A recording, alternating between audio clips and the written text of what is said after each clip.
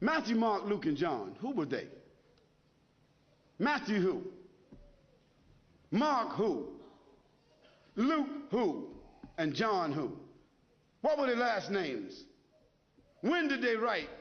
Did they know Jesus Christ? Did they walk with Jesus Christ? Did they eat with Jesus Christ? Did they talk with Jesus Christ? Did they even meet Jesus Christ? The answer is no, no, no, no. Conclusively. The earliest of them that wrote 40 years after Jesus Christ, so they never met him. The last of them wrote 80 years after Jesus Christ, never met him. The other thing is, all of them seem to have written the gospel according to. Now, when you write a letter, do you sign it according to? According to is the third party.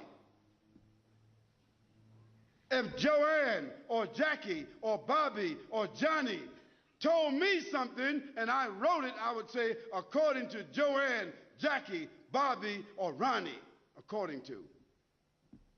But those four people would not write a letter and in front of it say Jackie according to Jackie and not even write her last name. Because if Jackie wrote me a check and only said Jackie, I couldn't cash it. And if I was a policeman and I stopped Jackie on the road and she had a license that only said Jackie, she's going to jail.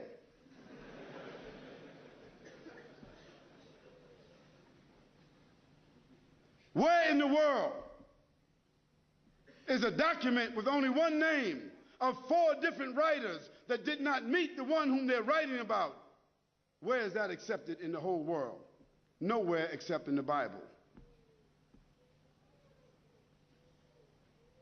And the church fathers and the church writers and the Christian historians, they all agree that perhaps those four writers themselves were only pen names.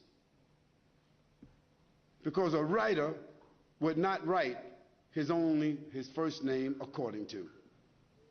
And there's a great amount of suspicion that the man called Paul, Saul of Tarsus, that because he wrote all the books from Acts all the way to the end of the New Testament, how many books is that? How many? 16, 15, 17, 19? All the books of Acts on, Colossians, Ephesians, Corinthians, Romans, Galatians, all of those books are written by whom? Paul, Saul of Tarsus, another man who never walked, who never talked, who never met, who never ate, who never prayed, who never knew Jesus Christ. Isn't that something? Now here we find four writers and another one between them that wrote all the New Testament books that never talked, never walked, never ate, never prayed, never met the man called Jesus Christ. Yet in their words, the first mentioning of the Trinity came from where? From Jesus or from them? The first mentioning of Jesus being divine, a man God, came from whom? From them. The first mentioning that Jesus is the Son of God came from whom? From them. Jesus never said in his own words any such words, but it was the men who never met him, who claimed to have written, who didn't know their last names. And Paul, by the way, before he had that vision on the road to Damascus that only he saw and only he heard, guess what his occupation was? Do you know? He was a bounty hunter, a hunter of Christians, hunting them down like animals, binding them and bringing them to where? To Rome so that they could be executed.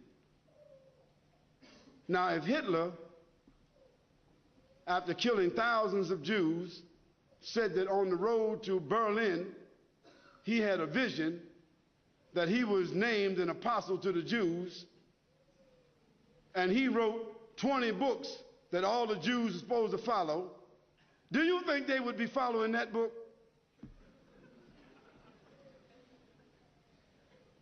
I don't understand how people just don't read history. This is not what Khalid said, so don't get angry with me. This is your own scripture, your own Bible scholars, their own church fathers. All of them agree that Paul never met Jesus, that Matthew, Mark, Luke, and John never met Jesus. By the way, they were not disciples.